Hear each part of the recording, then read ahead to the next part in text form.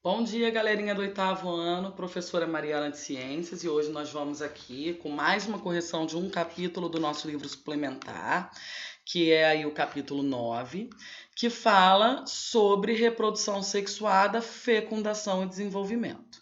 Tá? Então vamos lá, número 1. Leia as afirmativas a seguir e classifique-as em verdadeiro ou falso. Em seguida, reescreva as falsas de modo a se tornar corretas. Vamos lá, letra A. A fecundação ocorre quando os gametas se fundem, gerando o zigoto. Verdadeiro, que é a primeira célula, né? Letra B. A isogamia se refere à situação em que gametas têm forma e comportamento iguais. Verdadeiro também. Letra C. A oogamia, os gametas têm formas distintas, mas comportamentos semelhantes. Falso, gente. Olha só, vamos corrigir. Na oogamia, os gametas têm tanto forma quanto comportamentos diferentes. Letra D. A heterogamia é a situação em que os gametas são iguais em forma, mas diferentes em comportamento. Falso também. Olha só, a heterogamia refere-se a gametas diferentes em formas e iguais em comportamento. Vamos corrigir aí. E a letra E, um exemplo de oogamia são os gametas da espécie humana. Verdadeiro. Número 2. Leia as assertivas seguintes e depois assinale a alternativa correta. 1. Tendência ao cuidado parental. 2. Grande probabilidade de fecundação. 3. Alta taxa de produção de prole. E 4. Tendência a maior predação dos gametas. Das afirmativas apresentadas, refere-se à fecundação interna. Letra A, gente, só 1 e a 2, tá? Tendência a cuidado parental e grande probabilidade de fecundação. Tá? O resto não tem a ver com fecundação interna, e sim externa. Número 3, observe a tirinha abaixo e responda. A fêmea está chegando. Aí tem duas aves olhando, que são dois pavões. Ela prefere os rapazes meio tímidos. Aí um pavão abriu toda a sua cauda, né? E o outro só abriu metade. E a fêmea se apaixonou pelo que abriu a metade, meio tímido, né? Com base no texto e no conhecimento adquirido, indique quais aspectos de reprodução sexuada podem ser percebidos na tirinha e demonstre como eles se refletem nos pavões. Então vamos lá. É possível perceber que os pavões utilizam-se tanto do dimorfismo sexual, ou seja, quando o macho e a fêmea têm características externas bem distintas, né, diferentes. No caso aí do macho, eles têm as penas da cauda, a plumagem exuberante, a fêmea não possui. Quanto do ritual de acasalamento, que envolve a exposição da referida plumagem, tá? Número 4. Vamos lá, um texto. Leia a matéria a seguir e depois responda ao que se pede.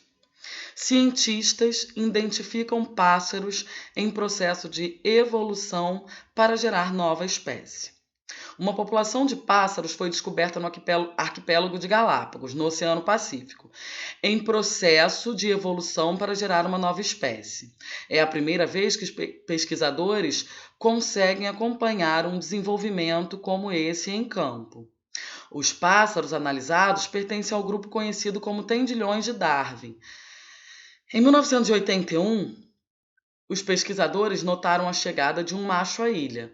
Ele pertencia a uma espécie não nativa e era maior que os pássaros que viviam no local. Os professores Rosemary e Peter Grant, da Universidade de Princeton, perceberam que essa ave reproduziu com uma fêmea de uma das espécies locais, de porte médio, dando início a uma linhagem fértil. Quase 40 anos depois, a prole do acasalamento ainda está sendo observada. Ela chega a cerca de 30 pássaros. A nova população de pássaros é suficientemente diferente da formação e nos hábitos das aves nativas. Indivíduos de população distintas não acasalam com eles.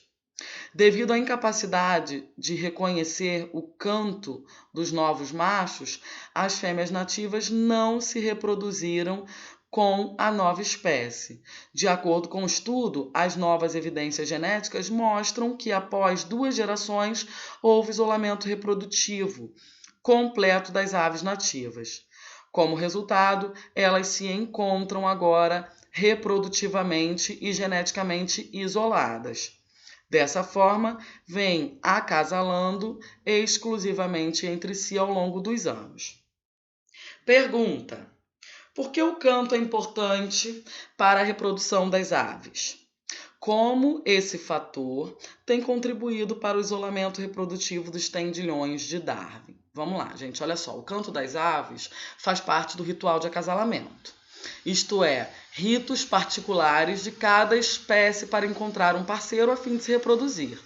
Rituais de acasalamento, quando incompatíveis, impedem que o acasalamento entre os indivíduos aconteça, pois não ocorre devido à atração, levando ao isolamento reprodutivo, tá?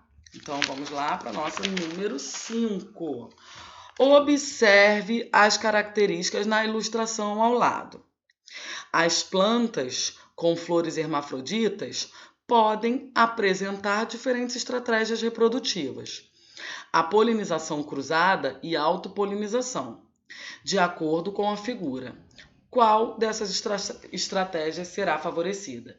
Explique por quê. Deixa eu mostrar aqui a imagem a vocês. Tenho aqui a imagem da flor, tá? Essa flor aqui. Vamos lá.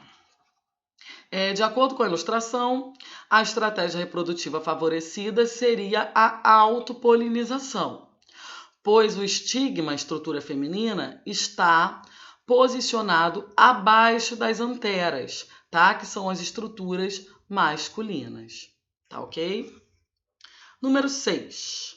Leia o texto a seguir e depois responda ao que se pede. Durante o acasalamento, os poros masculinos de uma ficam encostadas no receptáculo seminais da outra, permitindo a fecundação dos óvulos pelos espermatozoides. Ao final do namoro, as 2 minhocas trocam os gametas masculinos e ambas ficam fecundadas, ou seja, grávidas. O texto descreve o processo reprodutivo de minhocas. De acordo com o descrito, as minhocas são animais monóicos ou dioicos. Explique o porquê. Vamos lá, gente. As minhocas são animais monóicos, ou seja, hermafroditas. Essa forma possui os 2 sexos. Ela possui no único indivíduo o sexo masculino e o sexo feminino. São monóicas, tá? Dioica é quando são, tipo, nós humanos somos dioicos. Nós temos sexo masculino separado do sexo feminino. Não que de vez em quando não aconteça de vir um indivíduo geneticamente aí com alguma alteração, né? Que vem hermafrodita. 7. Sobre a espécie humana, pode-se afirmar que somos seres, já sabemos que somos dioicos. Então, a letra A que tem monóico é errada, a letra C que tem monóico é errada. Né?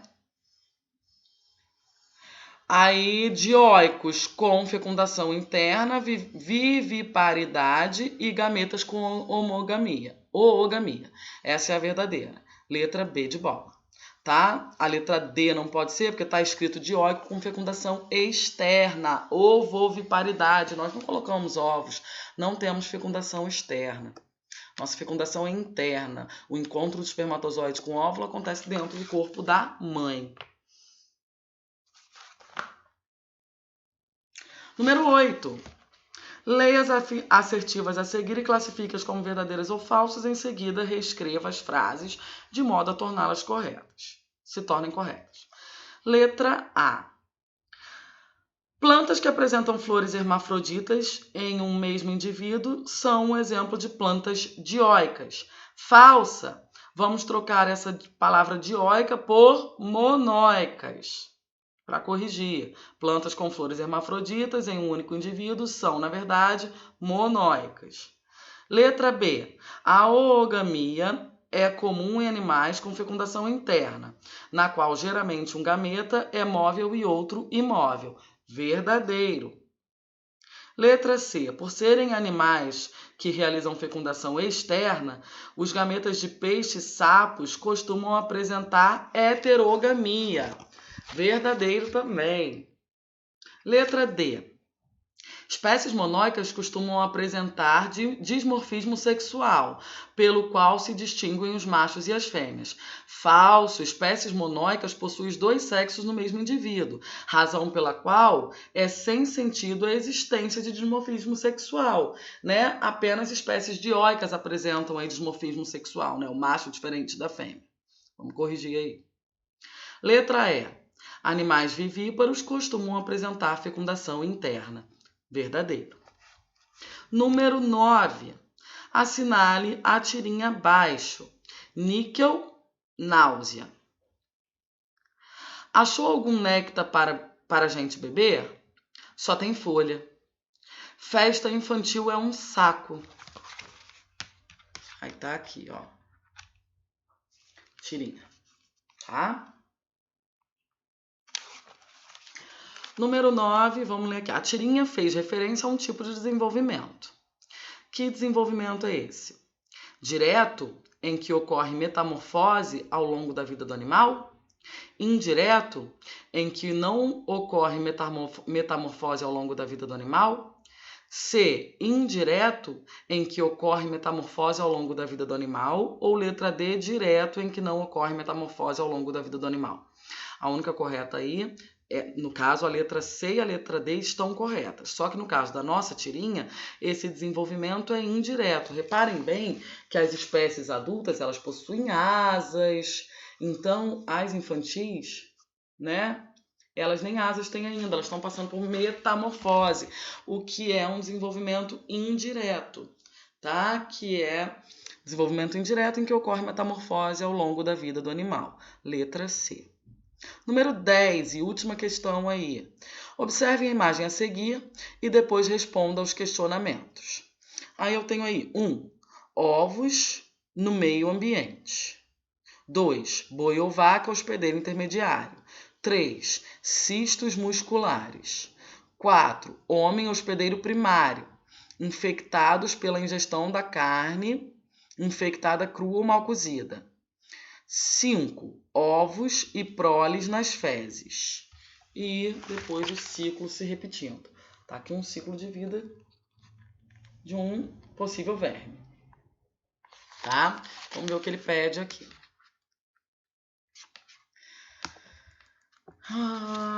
A imagem representa o ciclo de vida da tênia, também conhecida como solitária. É um dos poucos animais conhecidos capazes de realizar a autofecundação, tendo em vista que, nesse caso, os descendentes são oriundos a um único indivíduo. Ainda é possível considerar-se como uma forma de reprodução sexuada? Além disso, o desenvolvimento da tênia é direto ou indireto? Vamos lá. A classificação de reprodução sexuada não leva em consideração a quantidade de indivíduos, isto é, não é necessário 2 indivíduos com sexos diferentes, sendo relevante apenas se ocorrer fusão de gametas masculino e feminino. Assim, a reprodução da tênia é sim sexuada, tá? Porque ela consegue, mesmo sendo hermafrodita, ela consegue produzir tanto gametas femininos quanto masculinos. Ademais, as tênias apresentam desenvolvimento indireto, pois ocorre metamorfose. Tá? Elas têm uma fase aí de metamorfose. Então, galerinha, essa foi a correção do nosso capítulo 9 do livro suplementar 2. Vamos botar tudo em ordem, tá? Fiquem com Deus. Grande beijo para vocês.